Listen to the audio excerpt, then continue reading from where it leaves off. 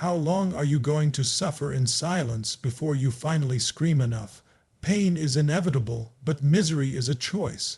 Let me repeat that. Misery is a choice. Right now, there's someone listening to this who's trapped in a job they hate, stuck in a relationship that drains them, living in a body they can't stand, waking up every day with that sinking feeling of, is this all there is? I'm here to shake you out of that. I'm not here to whisper sweet things in your ear. I'm here to give you the slap of truth your soul has been begging for. You are not meant to live in misery. You were born to rise. And if you're willing to change, to decide, to commit, then misery doesn't stand a chance. Most people think misery is something that happens to them, a result of their job, their past, their partner, or their circumstances. But here's the truth. Misery is a pattern. It's a loop you keep running in your nervous system, and like any pattern, it can be changed if you're willing to break it. Misery is a state you revisit so often that it becomes familiar. It becomes safe. Your brain, your body, they crave certainty. Even if that certainty is suffering, think about that. You've rehearsed misery so many times it's become your identity. Let me tell you something radical. You don't suffer because of your life. You suffer because of the meaning you attach to it. You don't hate your job. You hate what you believe it says about you. You're not broken because someone left you. You're hurt because you've told yourself you weren't enough for them to stay. That's not truth. That's your narrative, and narratives can change in a moment. You can interrupt that pattern, but you have to do it consistently. Every time you find yourself spiraling, you need to catch it. You need to break the physiology, change your posture, shift your breathing, move your body. That's why I have people jump, shout, change their state at my events. Because nothing changes until you do. You can't think your way out of misery. You have to move. You have to disrupt the loop. The more you practice the habit of joy, of gratitude, of courage, the more your nervous system wires itself to prefer those states. That's the secret. That's the shift. You don't have to wake up and feel good to act differently. You act differently so you can feel good. Misery might feel familiar, but that doesn't make it right. Familiar isn't the same as fulfilled. You were built for more than surviving. You were built to lead, to grow, to give. But none of that can happen while you're clinging to patterns that keep you small. So I'll say it again. Misery is a habit, but habits don't own you. You get to choose your state. You get to train your mind. You get to build the emotional muscles that make misery irrelevant. If you're not changing it, you're choosing it. And if you're choosing it, today is the day to decide you're done. Let's go. Every one of us walks around with a story. A narrative we tell ourselves about who we are, what we've been through, and what's possible for our future. And that story, it's either the cage that's keeping you stuck, or it's the fuel that's going to set you free. Most people don't realize this, but the most powerful force in the human psyche is the need to stay consistent with our identity asterisk, with the story we believe about ourselves asterisk. So if your story says, I always get screwed over, guess what? You'll keep finding ways to get screwed over. If your story says, I'm not smart enough, you won't even try to win. You'll self-sabotage before you ever give yourself a shot. That story becomes the script. And you're acting it out over and over without even realizing it. But here's the truth. The story isn't real.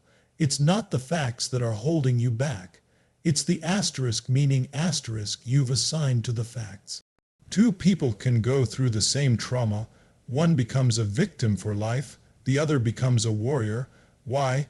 The story they told themselves. That's the power of meaning. That's the power of identity. And the moment you decide to rewrite your story, you change your life. I've worked with people who lost everything: money, health, family, people who were abused, abandoned, betrayed. And you know what separates the ones who rise from the ones who stay miserable? They chose to make their story work asterisk for asterisk them, not against them. They didn't deny the pain. They just refused to stay defined by it. They found a new purpose in their pain. They said, This didn't happen to me. It happened for me. That's not delusion, that's decision. You want to escape misery. You want to build a life that lights you up instead of tears you down. You start by owning your story and then rewriting it. Stop telling people you're broken. Start telling them you're rebuilding. Stop saying you're lost. Start saying you're searching. Change the words and you'll change the emotions. Change the emotions and you'll change the decisions. Change the decisions and you'll change everything . So the question is, what's the story you're living? Is it lifting you up or locking you down? Because until you change that, you'll keep living the same day over and over. But once you rewrite the story, you reclaim your power. Let me tell you something that will either shock you or set you free. Your environment is either your prison or your platform. If you spend every day around people who are broke, bitter, and blaming the world, guess what you become? You become them, not because you want to, but because your brain is wired to adapt. Human beings are tribal. We match, mirror, and model the behaviors of those around us. That's not weakness, that's biology. But if you don't take control of that influence, it will take control of you. You can't escape misery while swimming in the same toxic pool that created it. You can't climb if the people around you are anchoring your legs. I see it all the time. Someone tries to change, to grow, to do something extraordinary, and suddenly their friends start saying, "You've changed." Damn right, you've changed. That's the point. If the people in your life are threatened by your growth, it's because they're addicted to your weakness. And you can't afford to play small to keep small minds comfortable. Here's the truth. Proximity is power. You want to raise your standards. Spend time with people who live at that higher standard. You want to be more disciplined. Be around people who don't negotiate with their goals. You want to feel joy, confidence, certainty. Get around people who have built those muscles, and they'll show you how to train yours. It doesn't mean you abandon everyone from your past, but it does mean you choose your inner circle intentionally. You invest in mentors. You connect with communities that breathe life into your vision instead of poking holes in it. You surround yourself with those who have escaped the kind of misery you're fighting, and you learn from their escape plan. One powerful conversation can change your direction. One new peer group can redefine what you believe is possible. One mastermind, one mentor, one model. You just need someone who's walked the fire before you and came out stronger. Because when you're surrounded by possibility, you start believing again. And when you believe, you move . You act, you execute. You weren't meant to escape alone, and you don't have to. Find the fire, get around it, let it burn away your doubt, and light up your mission. Proximity is power, use it. You want to know why most people stay miserable. It's not because their life is worse. It's because they've conditioned themselves to feel bad physically. Emotion is not just something you think your way into. It's something you move your way into. Your body is your quickest access point to your emotional state, and most people, they walk around slouched, shallow breathing, head down, muscles loose, energy flat, and then they wonder why they feel depressed. You've trained your body into misery. Here's the breakthrough. Motion creates emotion. Change how you move, and you'll change how you feel. Right now, you can stand tall, breathe deep, pull your shoulders back, lift your head, tighten your core, and you'll feel more confident, more alert, more alive. You don't need a perfect life to feel powerful. You need to command your state. This is why I have people jumping, clapping, shouting at my events, not because it's a show, but because we're rewiring emotional patterns through physiology. When you move differently, you think differently. When you speak with power, you start to believe what you're saying. You stop whispering your dreams and start declaring them. The body leads, the mind follows. You can't think your way into courage while you're sitting like a victim. Want to escape your misery? Master your state. Build rituals that elevate your energy every single day. It could be a cold plunge, a workout, a power walk, deep breathing, gratitude shouting. Whatever gets your blood moving and your heart open. You're not waiting on motivation, you're creating it. You're not hoping to feel better. You're commanding it. Let's take it further. In every moment, your state determines your decisions, and your decisions shape your destiny. So if you're in a low, weak, angry, or sad state consistently, guess what kind of life you're going to create? A life that mirrors that misery. But if you can shift into a peak state, where you feel strong, certain, playful, passionate, you'll take bigger actions, better actions, and you'll get better results. Not because your life changed first, but because you did. So stop waiting for your emotions to fix themselves. Get in motion. Take control of your breath. Take control of your focus. Move your body like someone who's already free. Because when you master your state, misery doesn't stand a chance. There's a lie the world keeps selling you, that happiness comes from getting more. More money, more attention, more stuff, more followers. But here's what I've learned after coaching millions and studying success across decades. The fastest way out of misery is not getting, it's giving. When you're locked in suffering, your focus is all on you, your problems, your pain, your story. And the moment you shift that focus outward, the entire game changes. Contribution is the secret weapon, because the second you serve someone else, listen, help, encourage, give, the story of your own pain shrinks. Why? Because you're no longer the victim. You're the one bringing value. That's purpose. That's power. That's medicine. People think they need to feel better before they can give more . But it's the opposite. When you give more, you become more.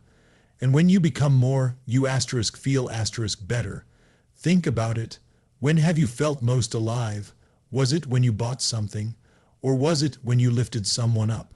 Maybe you made someone laugh, gave someone hope, held someone's hand through a storm. Those are the moments that stay with us. Those are the moments where meaning lives, and meaning destroys misery.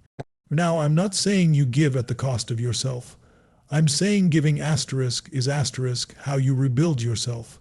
Even if all you have is 5 minutes and a kind word, use it. Even if all you have is pain, share the lesson from that pain. It will heal someone else, and in doing so, it will heal you . You want to know why people stay in their own heads, feeling stuck, empty, helpless, because they've forgotten they have something to offer. You do. You have a life, a voice, an experience that someone else desperately needs. And when you show up for others, you start showing up differently for yourself. You stop obsessing over what you lack and start realizing what you can give . That's where identity shifts. That's where confidence is born. That's where fulfillment lives. Contribution is not the final step, it's the first step to becoming someone you're proud of. So if you're in pain right now, I want you to ask one question. Who can I serve today? Answer that daily, and misery won't survive. Because where there is meaning, there is no room for suffering. There comes a moment, maybe today, maybe right now when you've got to look in the mirror and say, I am done living like this. Not I'll try. Not I hope. Not someday. That language keeps you stuck. That's the language of victims. And the only way you ever escape misery is to destroy that mindset completely. How? 3 words: decide, commit, act. It starts with a decision.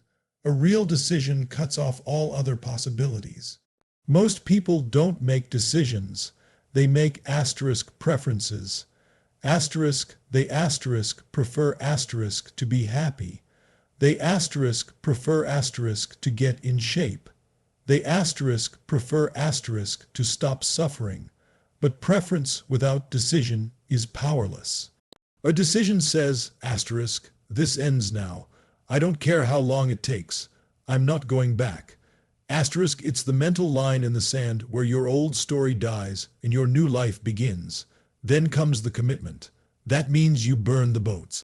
No backdoors, no plan B. Misery loves people who leave themselves an escape hatch. Commitment is the bridge between intention and transformation. It's what keeps you going when motivation is gone and fear starts shouting. It says, I'm not interested, I'm invested. It's not about how you feel, it's about what you said you would do. You stop negotiating with yourself. You become the kind of person who follows through. Period. But it doesn't stop there. You act. You move. You do the thing you said you'd do, especially when you don't feel ready. Action kills fear. Action kills doubt. Action reclaims control. You don't wait to feel confident. You earn confidence by taking the shot again and again. Every time you act, you weaken the victim. You strengthen the warrior. And here's the magic. Once you decide, commit, and act consistently, you build momentum. And momentum is what turns change into a lifestyle. Suddenly, you're not the person stuck in your old story anymore. You're the one writing a new one every day. You stop waiting for someone to rescue you because you've realized you are the rescue. So if you want to escape misery, it's not about fixing everything at once. It's about making a decision you've never made before, following it up with a commitment you actually honor, and proving it through action, no matter how small. That's how the victim dies. That's how the leader is born. Decide, commit, act, and don't look back.